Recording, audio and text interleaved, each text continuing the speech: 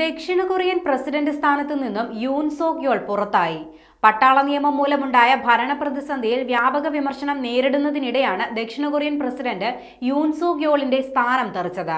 പാർലമെന്റിൽ എംപിമാർ പ്രസിഡന്റിനെ ഇംപീച്ച് ചെയ്യുന്നതിനായി വോട്ട് രേഖപ്പെടുത്തിയപ്പോൾ 204 എംപിമാരാണ് അനുകൂലിച്ചത്. 300-ലധികം എംപിമാരാണ് ഇംപീച്ച്മെന്റ് നടപടിയിൽ വോട്ട് ചെയ്യാനെത്തിയത്. ഇവരിൽ 204 പേരാണ് നടപടിയെ അനുകൂലിച്ചത്. 85 എംപിമാർ എതിർക്കുകയും ചെയ്തു. ഇതോടെ സൂക്യോളിന്റെ എല്ലാ പ്രസിഡൻഷ്യൽ അധികാരങ്ങളും റദ്ദ് ചെയ്യപ്പെട്ടിരിക്കുകയാണ്. ഇതിനെ തുടർന്ന് താൽക്കാലിക പ്രസിഡന്റായി പ്രധാനമന്ത്രി ഹാൻ ഡെക്-സൂ അധികാരം ഏറ്റെടുത്തിട്ടുണ്ട്. 6 മാസത്തിനുള്ളിൽ കോടതിയാണ് ഇനി യോളിന്റെ പദവിയിൽ ഔദ്യോഗിക തീരുമാനമെടുക്കുക.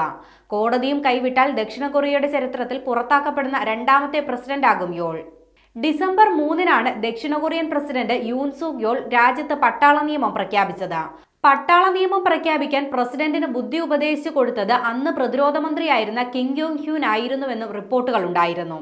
എന്നാൽ പാർലമെന്റിലും തെരുവിലും കനത്ത പ്രതിഷേധം ഉയർന്നതോടെ പട്ടാള നിയമം പിൻവലിക്കാൻ പ്രസിഡന്റ് നിർബന്ധിതനാവുകയായിരുന്നു. ഇതിനു പിന്നാലെ ദക്ഷിണ കൊറിയൻ പ്രസിഡന്റിനെതിരെ നിയമ മന്ത്രാലയം അന്വേഷണവും ആരംഭിച്ചിരുന്നു.